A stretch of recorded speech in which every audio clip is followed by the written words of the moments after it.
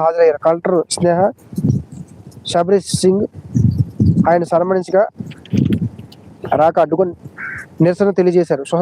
స్వాతంత్ర గణతంత్ర దినోత్సవం పిలిచి సత్కరిస్తే సరిపోదని తమ సంక్షేమాన్ని ఏ ప్రభుత్వం పట్టించుకోవడం లేదని ఆవేదన వ్యక్తం చేశారు.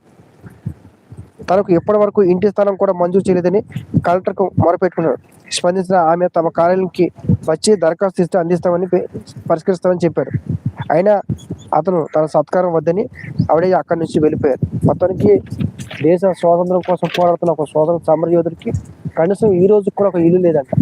సో గత ఏ ప్రభుత్వాలు కూడా మాకు న్యాయం చేయలేదని చెప్పి హనుమకొండ సంబంధించిన కమిషనర్ కలెక్టర్ గారు అతను పిలిచి సన్మానం చేయడానికి పిలిపిస్తే నాకు ఏ రకమైన సన్మానం వద్దు అని చెప్పి ఆయన వెళ్ళిపోయారంట. కనీసం నాకు ఒక ఇల్లు కూడా లేదు. ఆ రోజు మేము దేశం కోసం మేము దేశ స్వేచ్ఛ కోసం మేము పోరాడితే సంక్షేమం కోసం మేము ప్రభుత్వాల ముందు చేతులు అడుక్కొని బతిమలాడుకోవాలా అని చెప్పి ఆయన చేసిన అంటే చివరికి అతను